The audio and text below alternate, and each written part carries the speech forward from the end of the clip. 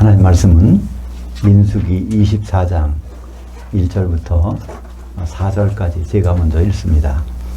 발람이 자기가 이스라엘을 축복하는 것을 여호와께서 선히 여기심을 보고 전과 같이 점수를 쓰지 아니하고 그의 낯을 광야로 향하여 눈을 들어 이스라엘이 그 지파대로 천막 친 것을 보는데, 그때 하나님의 영이 그 위에 임하신지라. 그가 잠언을 전하여 말하되, 부올의 아들 발람이 말하며 눈을 감았던 자가 말하며 하나님의 말씀을 듣는 자, 전능자의 환상을 보는 자, 엎드려서 눈을 뜬 자가 말하기를. 원전으로 다시 보는 민수기, 오늘은 24장입니다. 진짜 같은 사꾼 선지자 발람, 말세교회 지도자의 모형이란 제목으로 말씀을 나누겠습니다. 그래서 오늘은 이제 22장, 23장, 24장, 25장, 31장, 여기 다 발람에 대한 얘기가 쭉 나오는데요. 오늘은 24장으로 중심으로 해서 이 발람이 누군지에 대해서 우리가 알아보도록 하겠습니다. 이 발람이란 원래 뜻은요, 히브리 말로 빌르암이라는 단어인데, 이거는 외국 사람이란 뜻입니다. 외국인. 사실은 유대인이 아니에요, 이 발람은요. 거기 이제 신명기 23장 4절에 보면 발람이 고향이 어딘지, 메소포타미아 지방, 그 유프라테스 티그리스 만나는 그 지역에 있는 이제 선지자인데, 이 선지자가 사실은 그 바알의 선지자입니다. 근데 가끔 가다가 또 하나님이 사용하시기도 하는 거죠. 오늘은 하나님이 이 발람을 어떻게 사용하시는지 거기에 대한 반응을 한번 같이 보도록 하겠는데요. 오늘 1절에 우리가 읽은 대로 발람이 자기가 이스라엘을 축복하는 것을 여호와께서 선히 여기심을 보고 전과 같이 점수를 쓰지 아니하고, 그러니까 전에는 이게 점쟁이 노릇을 했단 말이죠. 그런데 이걸 안 쓰고 이제 이스라엘 축복을 하겠다는 얘기입니다. 사실 이제 22장, 23장에서 보면 이스라엘 벌써 두 번이나 축복을 했어요. 그리고 오늘 이제 세 번째 축복하고, 그 다음에 이제 10절 이하는 마지막으로 축복하는 장면이 나옵니다. 그러니까 이스라엘을 축복하는 장면이 계속 나오는 거예요. 이 발람을 발락이라고 하는 모압 왕이 부르잖아요. 이스라엘이 이제 여정을 다 끝내고 가나안 땅으로 들어가기 바로 전에 만난 것이, 마지막으로 만나는 민족이 바로 이 모압입니다. 이 모압을 넘으면 요단강을 건너서 들어가게 됐는데, 이 모압 앞에 이르자마자 모압이 겁을 먹었죠. 저 사람들 보니까 우리가 가장 두려워하는 민족이 누구라고 하세요? 아말렉. 아말렉은 그냥 가차없이 처단하는 사람들이란 말이죠. 그래서 이 발락이라고 하는 모압 왕이 이제 지혜를 내서 자기 나름대로 이 용하다고 하는 발람이라는 선지자를 외국에서 초빙에다가 이제 저주를 하려고 불렀는데, 처음에는 이제 가는 거 하나님 막으셨죠. 그러다가 결국은 가게 됩니다. 이제 가게 돼서 저주하라고 그러는데 계속 말이 막 축복하는 말만 나오는 거예요.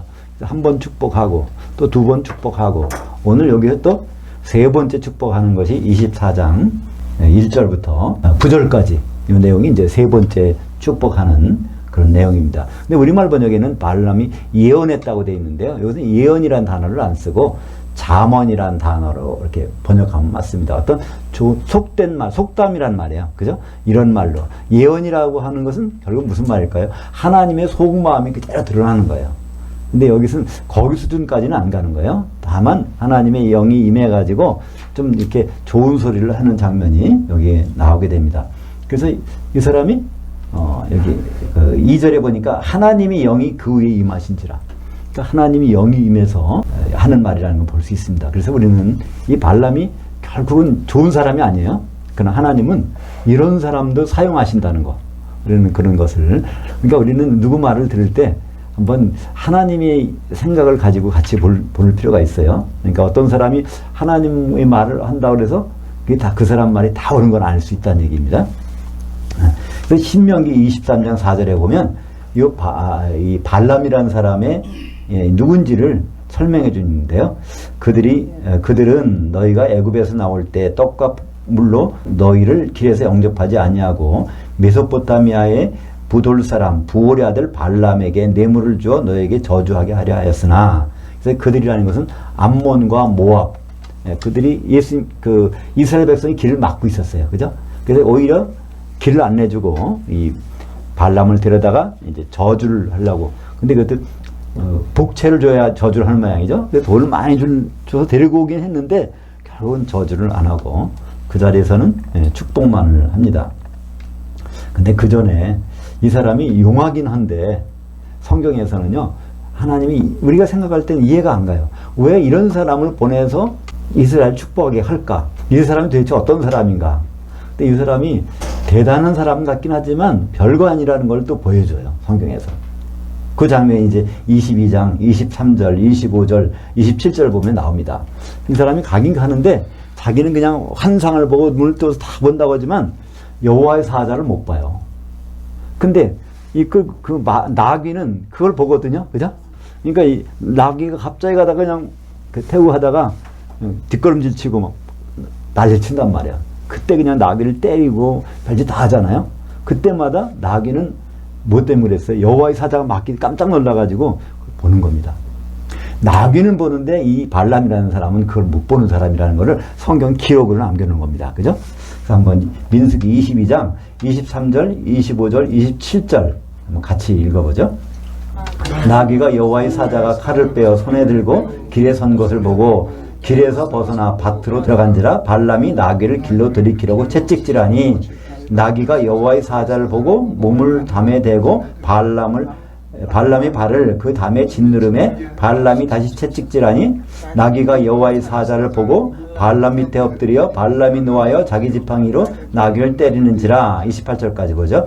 여호와께서 나귀의 입을 여시니 발람에게 이르되 내가 당신에게 무엇을 하였기에 나를 이같이 3번 때리느냐. 여기서 나귀가 말까지 하는 거예요. 그러니까 나귀가, 짐승이 말을 어떻게 할 수 있을까? 근데 우리는 지금 생각해보면 할 수 있을 것 같아요.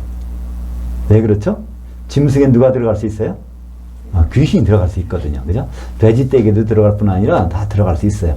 그래서 그럼 그 사람이, 나귀가 말을 하는 것이 아니라 나귀 속에 들어가 있는 귀신이 말을 하게 하는 거죠.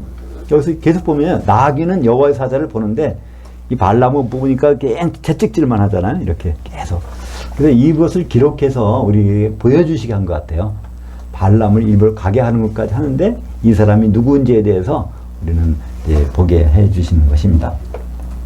그래서 이제 5절부터 9절까지는 축복의 장면이다. 3번째 축복, 발람이. 5절부터 9절까지 한번 같이 보죠. 어떤 축복이 말하고 있는지. 야곱이여 내 장막들이, 같이 보겠습니다. 이스라엘이여 내 거처들이 어찌 그리 아름다운고 그 벌어짐이 골짜기 같고 강가의 동산 같으며 여호와께서 심으신 침향목들 같고 물가의 박향목들 같도다. 그 물통에서 물이 넘치겠고 그 씨는 맑은 물가에 있으리로다.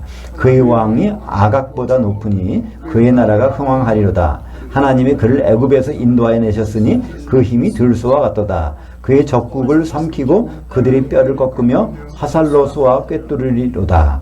꿇어앉고 누움이 숫사자와 같고 암사자와도 같으니 일으킬 자 누구리야까? 너를 축복하는 자마다 복을 받을 것이요 너를 저주하는 자마다 저주를 받을지로다. 이 내용을 보면 정말 선지자 같잖아요. 그죠? 그리고 이 마지막에 너를 축복하는 자를 축복하고 저주하는 자 저주한다. 그건 아브라함을 통해서 하신 그대로. 그러니까 이 순간만큼은 이 발람이라는 선지자가 하나님 뜻대로 사용되는 것은 볼 수 있어요. 창세기 12장에 보면 똑같은 거의 비슷한 내용이 나옵니다. 그러니까 이 아브라함을 축복하는 자를 하나님이 축복하시겠고 아브라함을 저주하면 저주하시겠다. 마찬가지로 이 발람은 아브라함의 후손이, 야곱의 후손, 이스라엘 사람들 앞에 놓고 발락이라는 모압 왕 옆에서 지금 이 축복을 하고 있는 것입니다. 그 다음에 이제 마지막 잠언이라고 할까요? 그게 나오는데요. 10절에 보니까 거기서 3번 축복하였도다. 이미 지금까지 3번 축복했다는 거예요. 그러고 나서 이제 마지막 축복이 11절부터 쭉 내용이 나오는데요. 14절부터 17절까지 같이 보겠습니다. 이제 나는 내 백성에게로 돌아가거니와 들으소서. 내가 이 백성이 후일에 당신의 백성에게 어떻게 할지를 당신에게 말하리라 하고 잠언하여 이르기를 부올의 아들 발락이 말하며 눈을 감았던 자가 말하며 하나님의 말씀을 듣는 자가 말하며 지극히 높으신 자의 지식을 아는 자 전능자의 환상을 보는 자 엎드려서 눈을 뜬 자가 말하기를 내가 그를 보아도 이때 일이 아니며 내가 그를 바라보아도 가까운 일이 아니로다. 한 별이 야곱에서 나오며 한 규가 이스라엘에서 일어나서 모압을 이쪽에서 저쪽까지 쳐서 무찌르고 소동하는 자들이 다 멸하리로다. 그래서 이거는 앞에 장래에 일어날 일이라고 여기서 말씀하고 있습니다. 여기서 우리가 한 가지 17절에 한 별이라는 게 나와요. 그 예수님이 탄생할 때 한 2년쯤 지났죠? 동방박사들이 오잖아요. 그죠? 동방박사들이 뭐 때문에 왔답니까? 한 별이 있는 걸 보고 왔다는 거예요. 바로 동방박사들은 성경을 읽은 사람들입니다. 그러니까 이제 이스라엘이 북이스라엘 먼저 망하고 주전 722년 또 이 유다 왕국은 주전 586년에 망합니다. 그래서 바벨론으로 끌려갔잖아요. 그때 그들은 성전에 기물, 성경책까지 다 갖고 갔어요. 전부가 다. 그래서 바벨론에 갔다가 그들이 그 일대에 다 전달이 된 겁니다.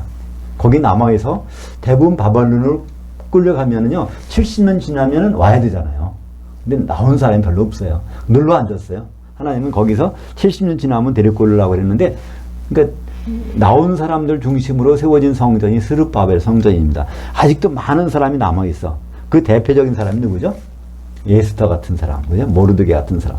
안 나가서 거기가 좋다고 사는 거예요. 우리는 에스더의 신앙 죽으면 죽으리로다는 이렇게 얘기하는데요. 그거는요, 나와야 되는데 안 나와가지고 거기서 이제 그런 일 당하고 있는 거예요. 그죠? 근데 에스더에서는 뭐 하나님이라는 말이 안 나오잖아요. 그죠? 그 현실 세계에서 나중에 뭐 이렇게, 하나님께 뭐 기도한다는 식으로 하는데, 그거는 사실은 하나님 말씀을 어기고 거기 눌러 앉은 사람들이 어떤 일을 당하는가 우리에게 보여주는 것이 이제 에스더입니다. 그때 그 일대에서 다 뭐가 퍼졌겠어요? 모세오경이 퍼졌단 말이에요. 그러니까 모세오경은 다 거기 있는 사람들이 그 눌러 앉은 사람을 통해서 알게 돼 있는 거예요. 그 동방이라는 나라가 바로 그 바벨론 지역이잖아요. 거기서 예수님 탄생됐다는 것을 보고 쫓아왔는데 무엇 때문에요? 한 별이 나왔다는 거예요. 그 별을 어디서 왔을까요? 민수기 24장 17절에서. 그러니까 성경에, 구약 성경에 별이라는 단어는 많이 나와요. 근데 별은 전부가 다, 한 번도 예외 없이 전부가 다 별들. 히브리 말로 별을요, 코카브라고 한다고. 이게 별이에요. 히브리 말로. 근데 별들 하면요, 코, 카, 빔. 끝에 이제 임으로 끝나면 이제 복수가 되는데, 쌍수나. 그래서 구약 성경에 나오는 모든 별들, 창세기부터, 그죠? 예, 해, 달, 별들. 다 이거 복수예요. 코카빔, 코카빔, 코카빔. 근데 유일하게 단수로 나오는 게 한 구절 있어요. 그것이 어디라고요? 민수기 24장 17절. 그러니까 이 한 별이 나타나게 될 때 이것이 바로 치리자가 되고 통치자가 된다는 거예요. 이것을 이제 읽어봤지 않았겠어요? 동방박사라는 사람들이. 예. 그 별이 나타나 보니까 와서 예루살렘까지 오잖아요. 그래서 물어보죠. 그래서 이 별을 보고 왔다 그러니까 거기서 이 헤로드 왕이 선지자들, 제사장들 불러다 놓고 얘기하니까 맞다 이거예요. 메시아가 베들레헴에서 온다는 거죠. 그래서 이제 결국 베들레헴으로 가는데 신기하게 유대인은 한 명도 안 따라가요. 그죠? 베들레헴에 따라가는 사람 아무도 없어요. 그것처럼 메시아를 기다린다고 하는 사람들이. 예수님이 실제 오셨어도 지금도 기다리니까 유대인들은. 놀랍게도 이 발람을 통해서 이걸 또 예언해 주셨네요. 그죠? 그러니까 발람이 결국 요한계시록 보면 모습 사람이잖아요. 예, 돈 때문에 그러니까 나쁜 정보를 줘서 이스라엘을 망하게 한 사람인데, 여하튼 그 사람도 사용될 때는 있다는 거죠. 그렇게. 그래서 민수기 24장 17절은 한 별이 나오는데 그 별이 지팡이라는 건 통치하는 지팡이죠. 그러니까 왕이라는 뜻이죠. 이스라엘에게서 나서 모압을 이쪽에서 저쪽까지. 모압이라는 건 결국은 이스라엘을 방해하는 그 세력을 여기 나타나겠죠. 마태복음 2장 1절 그걸 생각하시면서 마태복음 2장 1절과 2절 3절까지 한번 보죠. 헤로드 왕 때 예수께서 유대 베들레헴에 나심에 동방으로부터 박사들이 예루살렘에 이르러 말하되 유대인의 왕으로 나신 이가 어디 계시냐? 왜냐하면 우리가 동방에서 그 별을 보고 그에게 경배하러 왔노라 하니 헤로드 왕과 온 예루살렘이 듣고 소동한지라. 그래서 여러분 정관사가 붙었어요. 그 민수기 24장 17절에 나오는 그 별을 자기들이 봤다는 거예요. 그래서 이제 거기로 왔는데 영락 없이 베들레헴 가봤더니 이제 여기서 그때는 예수님이 마구간에 안 계세요. 해가 2년이 지났어. 동방에서 이 사람들이 별을 보고 출발해서 올 때는 준비하는 기간 있잖아요. 그죠? 그래서 그 거리도 있고.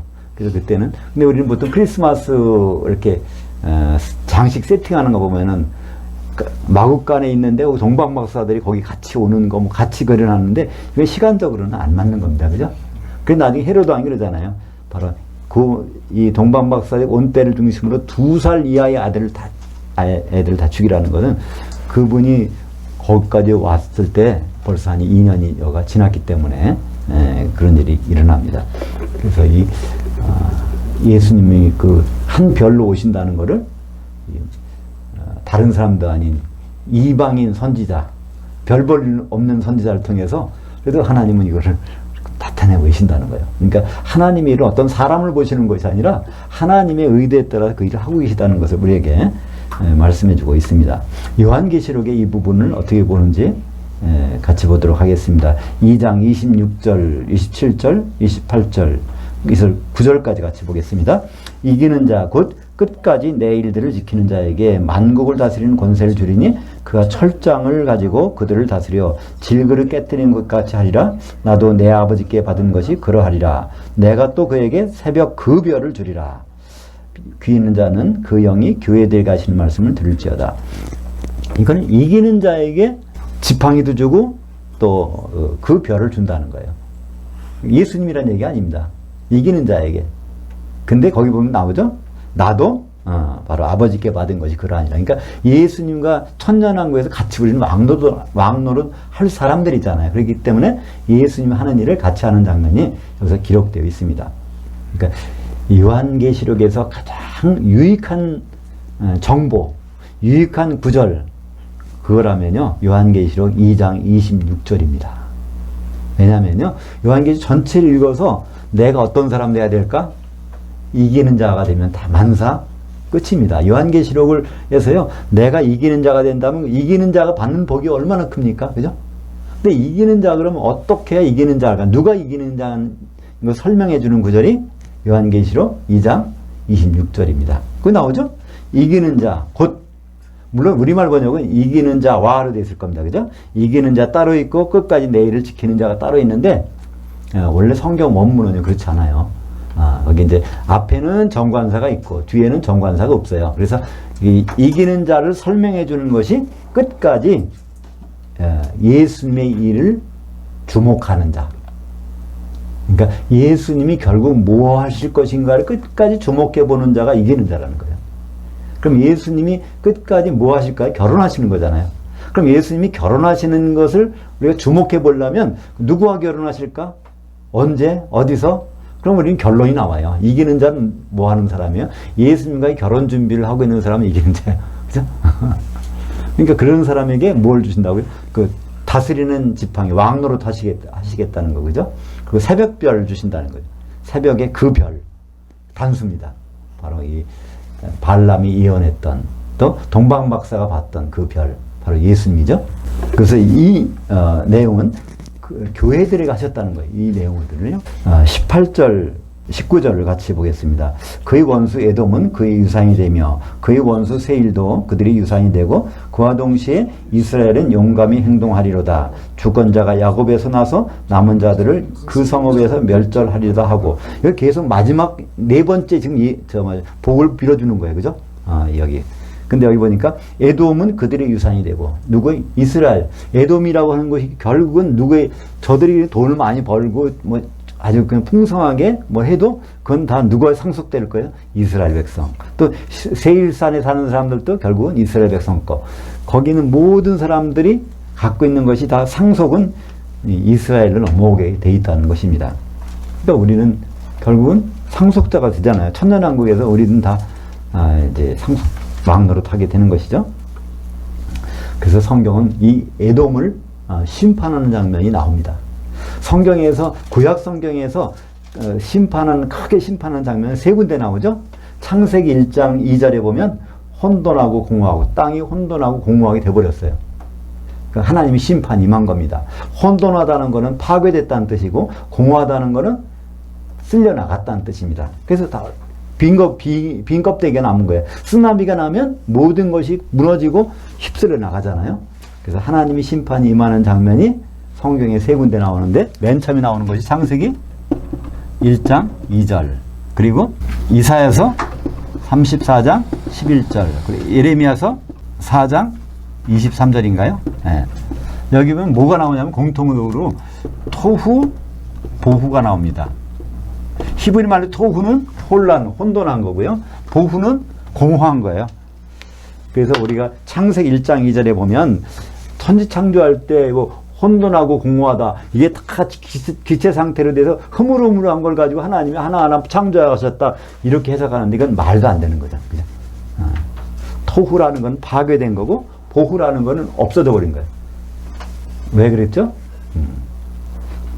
하나님이 창세기 1장 1절에 천지를 창조하실 때는 완벽하게 창조하셨어요. 이사야서 45장 18절에 보니까 땅을 혼돈하지 않게 창조하시되 사람이 거주할 정도로 완벽하게 창조해놨는데 1장 2절에 보니까 토후보후. 인간이 있기 전에 누가 배역을 했어요?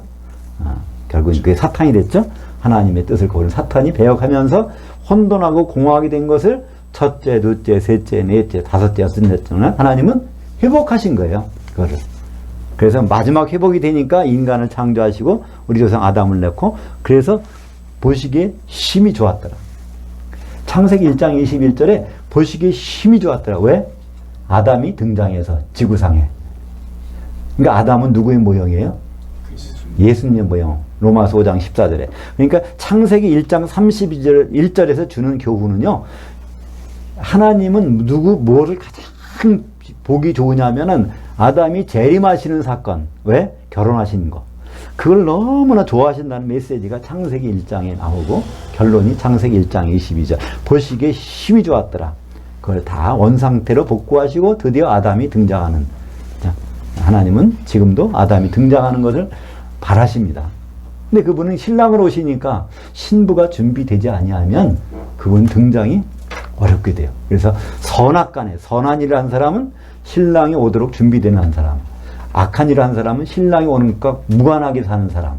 성경은 그거를 그리스도 심판대에서 심판을 하시게 됩니다. 그래서 이 토후와 보후라는 것은 하나님이 심판 휩쓸고 지나간 자리는 사람이 못 살아요. 사람이 살 수가 없는 자리예요. 그것이 성경에 3번 나오는데 이사야서 34장 11절에 보면 거기에는 황무지가 돼서 야수들, 맹수들만 살지. 그래서 그들이 다 맹수들이 짝을 지어 살아요. 그래서 거기 보면 뭐가 나와요? 이사야서 34장 16절에 보면 그 모든 게 짝이 있다. 하나님을 그렇게 명령하셨다는 거예요. 왜냐하면 인간은 못 살고 짐승만 살도록. 근데 그걸 어떻게 그 전에 이용했죠?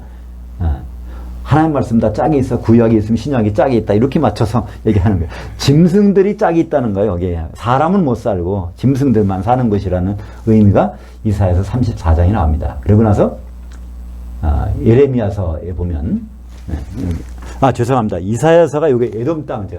에돔 땅이고요. 예레미야서가 이게 예루살렘이 그렇게 심판당한다는 거죠. 예.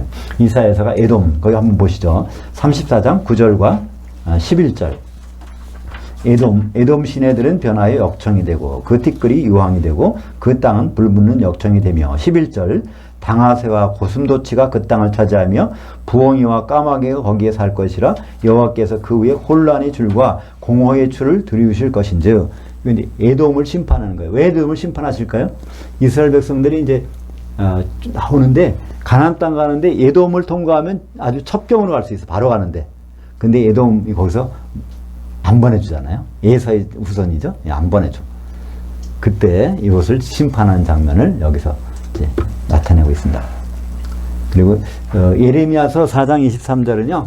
나중에 이제 찾아오시면 되는데 이거는 이제 유다가 심판당할 때, 바벨론으로 끌려갈 때 그때의 모습들을 여기서 이제 설명해주고 있습니다. 이런 것들을 그 발람을 통해서 별게 아닌 사람 같은데 발람을 또 하나님은 하세요. 발람이 위대해서 하시는 것이 아니라 발람도 때때로는 쓸 때가 있더라 그런 것이죠. 근데 이제 점점 그 발람에 대한 얘기가 이제 결정이 나오는데요. 20절 한번 같이 보자. 또 아말렉을 바라보며 잠언하여 이르기를 아말렉은 민족들의 으뜸이나 그의 종말은 멸망에 이르리다 하고. 그러니까 이 아말렉은 언제 처음 만났죠? 출애굽해갖고 맨 먼저 만난 족속이 아말렉을 만나잖아요. 그래서 모세가 그냥 기도해주고 팔이 떨어지니까 아론과 우리 붙잡고 여호수아가 나가 싸우고 그때 아말렉을 만나가지고 그러니까 출애굽에서 첫 번째 만나는 것이 이제 아말렉이에요. 그러다가 이제 중간에 에돔을 만나서 피하자 이제 고생을 하게 되고 마지막으로 만나는 것이 어디죠? 모압. 그래서 이제 아말렉 만나고 에돔 만나고 이제 모압 만나서 이제 요단강까지 가는 그 여정에 있는 모든 이 족속들을 결국은 하나님이 다 손봐 주시겠다는 거죠. 그러니까 이스라엘 우리도 그건 뭐 생각해 볼 수 있어요. 우리가 참 그 신앙생활 뭐 인생길이 어려워질 수 있어, 그죠? 그거는 하나님이 나중에 손봐 주시겠다는 거예요. 근데 왜 그걸 경험하게 하실까요? 우리가 하나님께 어떤 자세로 되는지를 그 하나님은 알고 싶다는 거죠, 그죠? 그래서 우리는 우리가 가는 어떤 그 신앙 여정에서 좋은 일 아닌 경우를 더 많이 당할 수도 있어요. 그러나 그걸 방해하는 세력들은 하나님 알아서 그분이 알아서 갚아주시겠다는 거예요. 근데 우리는 그것을 통과하면 돼요. 그죠? 그것이 이스라엘 백성들을 통해서 우리에게 보여주고 있습니다. 21절에 또 개인 족속을 또 이제 처벌해 주신 장면이 나오는데요. 그리고 24절에 가보면 그래서 개인 족속도 결국은 망해요. 그 다음에 아수르한테 망해. 근데 아수르도 또 하나님이 또 없애버리셔. 그리고 그 아수르를 어떻게 해요? 기띔 해변에서 배들이 와서 아수르를. 이 기띔 해변이라는 것은요, 지금은 지중해, 기띔이라는 그 키프로스, 사이프러스라는 아시죠? 그 지역을 얘기합니다.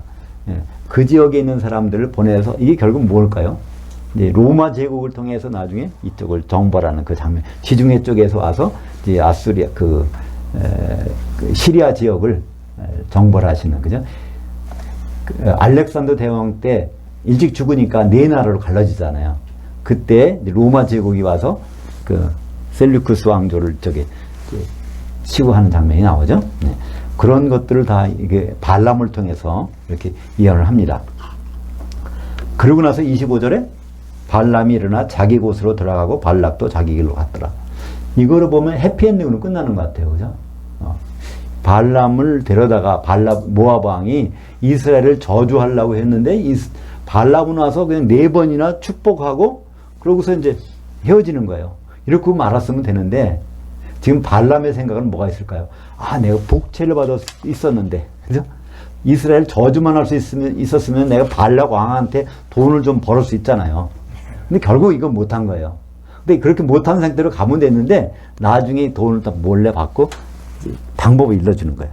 야, 이스라엘 백성들은 아주 음행을 좋아해가지고 거기다 창녀들 붙여놓고 뭐 하면은 그 음행에서 하나님 벌 받아서 그들은 다 없어질 사람들이 해갖고 음행을 부추기는 방법을 발람이 결국은 발락에게 줍니다. 성경에는 그것이 구체적으로 안 나오지만 이제 앞으로 여기 민수기 25장부터 읽어보면요, 그런 내용이 나오게 되는 거예요.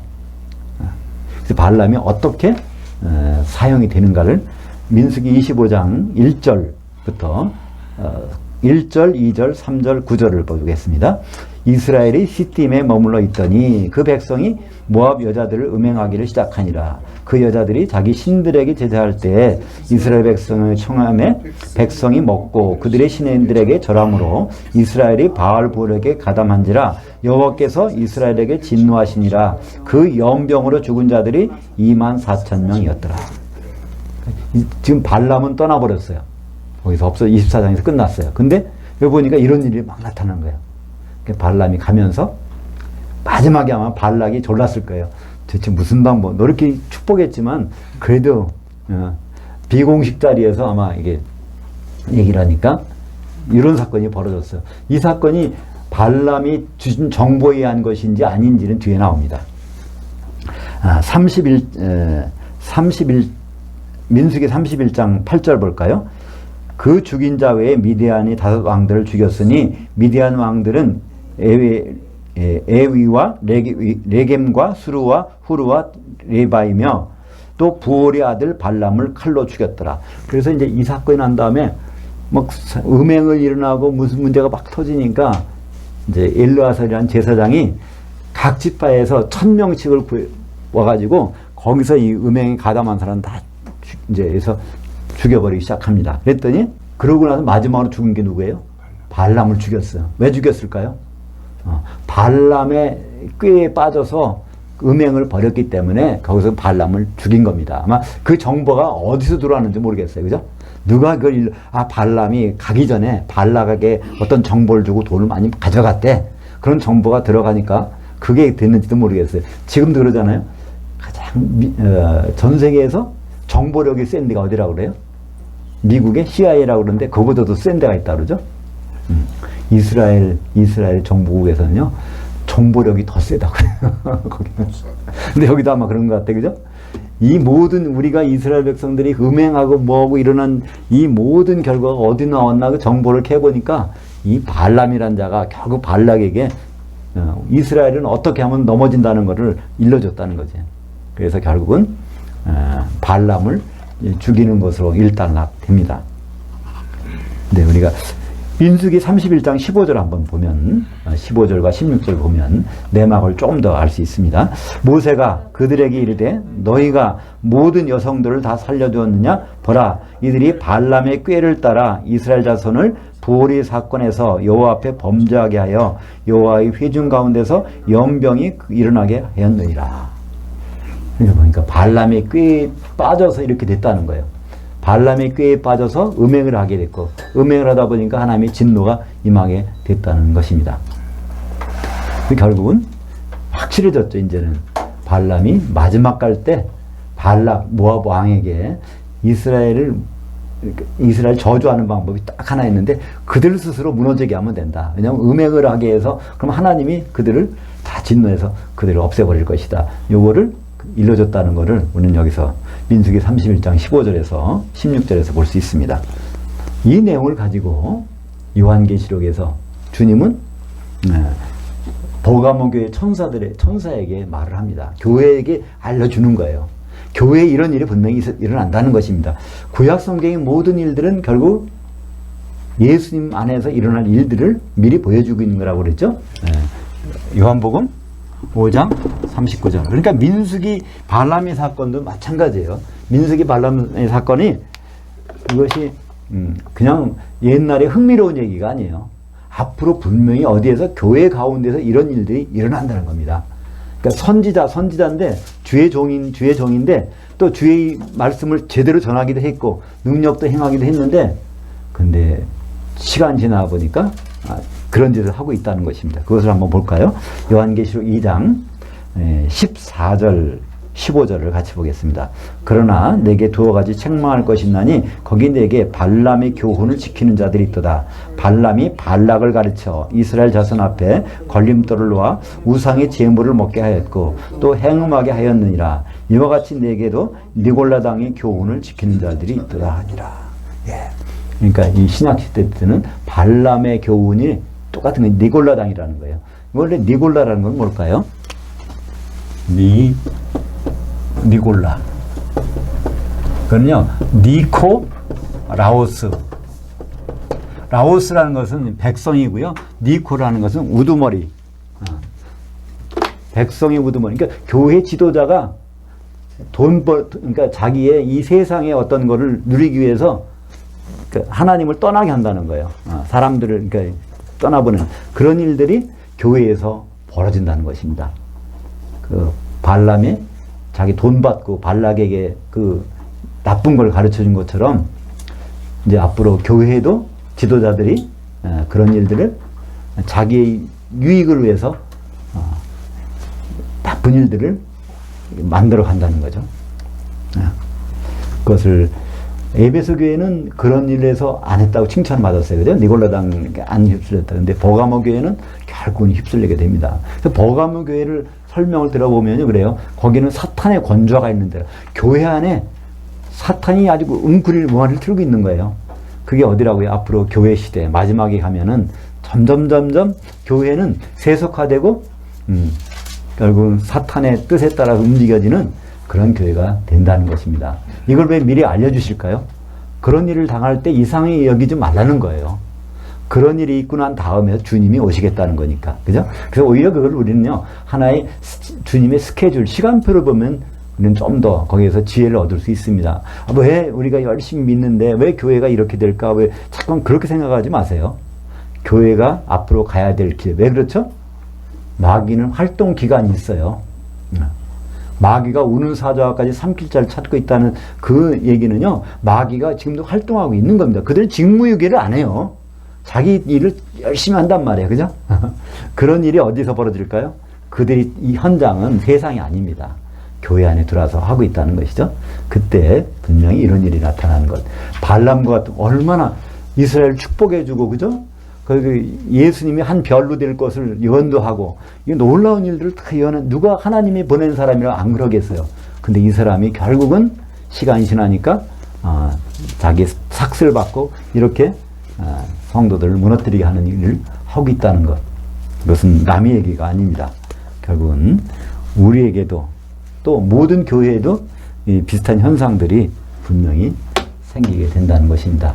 진짜 같은 사꾼 선지자 발람, 이것은 말세 교회 지도자의 모형으로 성경 우리에게 보여주고 있습니다. 기도하겠습니다.